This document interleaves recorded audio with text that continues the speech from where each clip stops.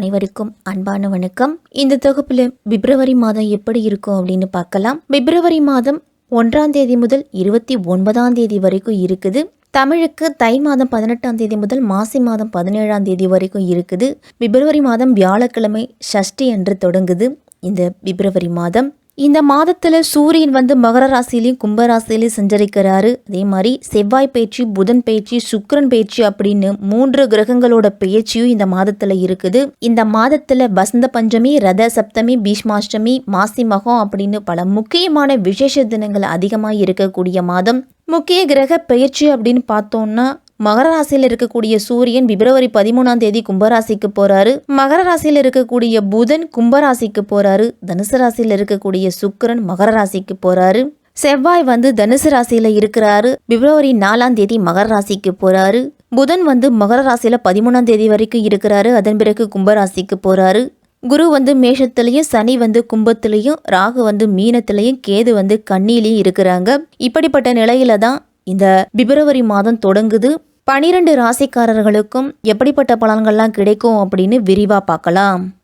அன்பான விருச்சிக ராசிக்காரர்களே, 2024ஆம் வருடத்தின் 2வது மாதமான பிப்ரவரி மாதம் உங்களுக்கு எப்படி இருக்கும், என்னென்ன பலன்கள்லாம் கிடைக்கும் அப்படின்னு பார்க்கலாம்.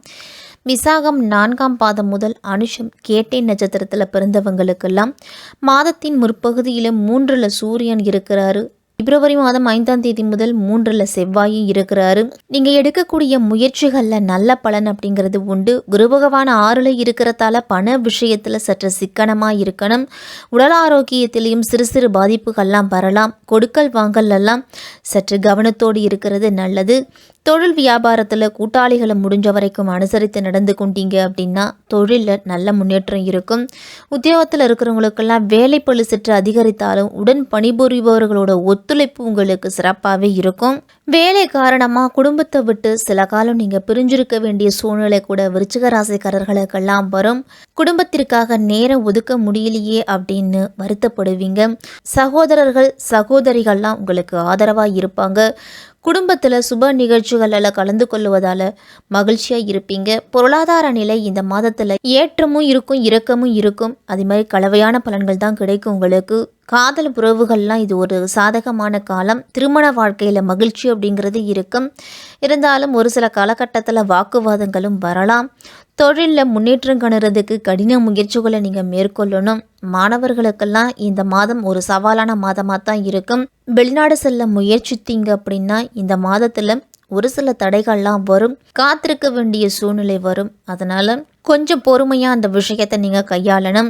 10ஆம் வீட்டின் அதிபதியான சூரிய பகவான் மாத தொடக்கத்தில் புதனோடு அமைகிறதால சக ஊழியர்கள்லாம் உங்களுக்கு முழு ஆதரவு கொடுப்பாங்க. அவர்கள் உங்களுக்கு எல்லா வேலைகளையும் உதவிகரமாக தான் இருப்பாங்க. அதனால் உங்களுடைய பணியிடத்தில் பணிகளை செம்மையாக செய்து முடிப்பீங்க. தொழிலெல்லாம் தொடக்கத்தில் ஒரு சில சவால்கள் நிறைந்ததாக இருக்கும். மாதத்தின் பிற்பகுதியில் உங்களால் முடிஞ்ச அளவு உங்களுடைய திறமையை வெளிக்காட்ட அத்தனை விதமான யுக்திகளையும் நீங்கள் கையாளுவீங்க.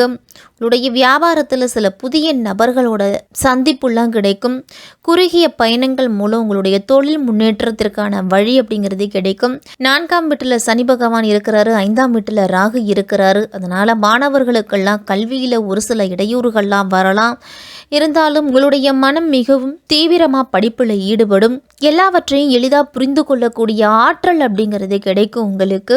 வீட்டில் உள்ள ஒரு சில பிரச்சனைகளால் உங்களுடைய கவனம் திசை திருப்பலாம். அதனால் அதற்கெல்லாம் இடம் கொடுக்காம உங்களுடைய படிப்பில் கவனத்தை செலுத்துங்க. மாத தொடக்கத்திலேயே சுக்கிரனும் செவ்வாயும் 2ஆம் வீட்டில் இருக்கிறாங்க. அதனால் குடும்பத்தில் சுப நிகழ்ச்சிகளுக்கெல்லாம் ஏற்பாடு செய்யலாம். சுகஸ்தானத்தில் சனி சஞ்சரிக்கிறதால சிறு சிறு ஆரோக்கிய தொல்லை அப்படிங்கிறது உண்டு. உரிய மருத்துவ ஆலோசனையை பெறுங்க.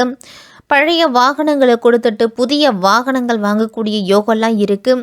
இல்லத்துக்கு தேவையான பொருள்கள் வாங்குவது அல்லது ஒரு சிமெண்ட் போடுவது, வீட்டிற்கு தேவையான செலவுகள் அப்படிங்கிறது இந்த மாதத்தில் இருக்கும். முடிஞ்ச வரைக்கும் தாயோட உடல் ஆரோக்கியத்தில் கூடுதல் கவனத்தை செலுத்துங்க. தொழிலில் போட்டியாளர்கள்லாம் சமாளித்து வெற்றி பெறக்கூடிய மாதமாக தான் இருக்கும்.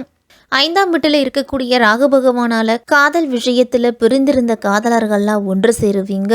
சுமூகமான பேச்சுவார்த்தையின் மூலமே உங்களுடைய புரிதல் அப்படிங்கிறது இருக்கும். திருமணமானவர்களுக்கெல்லாம் மாதத்தின் ஆரம்பம் சிறப்பாக இருந்தாலும் மாதத்தின் பிற்பகுதியில் ஒரு சில பிரச்சனைகள்லாம் வரலாம். குடும்பத்தில் இருக்கக்கூடிய பொறுப்புகளை நிறைவேற்றுவதில் அதிக கவனத்தை செலுத்துவீங்க. 11ஆம் வீட்டில் இருக்கக்கூடிய கேது பகவான் 10ஆம் வீட்டில் பயிற்சி ஆவதால மாத தொடக்கத்தில் சுக்கிரனும் செவ்வாயும் சேர்ந்து 2ஆம் வீட்டில் இருக்கிறதால பணம் விஷயம் சார்ந்ததுல கூடுதல் கவனத்தோடு இருக்கணும். யாருக்காகவும் பணம் ஷூரிட்டி கையெழுத்து போட்டு வாங்கி கொடுக்கறது, நீங்க கடன் வாங்குறது இதையெல்லாம் தவிர்த்துக்கணும். மாதத்தின் பிற்பகுதியில் வியாபாரம் செய்கிறவங்களுக்கெல்லாம் வியாபாரத்தில் நல்ல வருமானம் கிடைக்கும். இந்த மாதத்தில் முதலீடு செய்வதற்கு ஏற்ற மாதமா இருக்கலாம். இருந்தாலும் நீங்க எந்த தொழில முதலீடு செய்கிறீங்களோ அந்த தொழில இருக்கக்கூடிய அனுபவஸ்தர்களின் ஆலோசனைகளை கேட்டு அதன்படி செய்துக்கிறது நல்லது.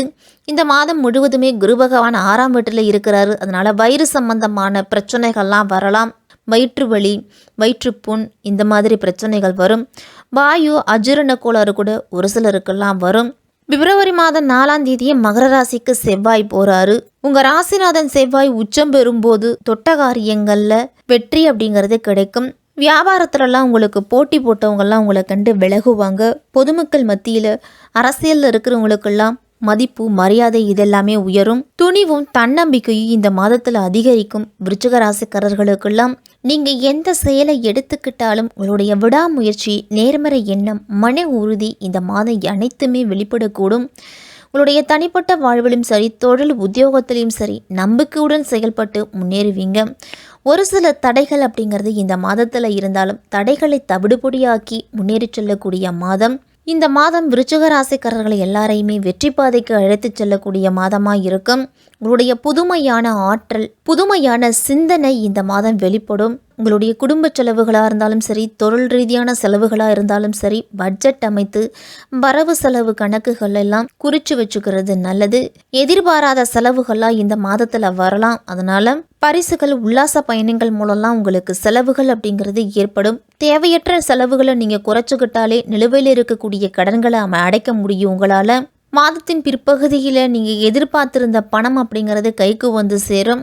உங்களுடைய உடன் பிறந்தவர்களுக்கெல்லாம் உங்களால் முடிஞ்ச பொருளாதார உதவியை செய்வீங்க. இந்த மாதத்தில் தொழிலெல்லாம் இந்த மாதம் கூட்டுத்தொழில் சிறப்பாக இருக்கும். புதிய தொழில் தொடங்குவதற்கான வாய்ப்புகளில் மாதத்தின் பிற்பகுதியில் செய்துக்கிட்டீங்க அப்படின்னா நல்லது.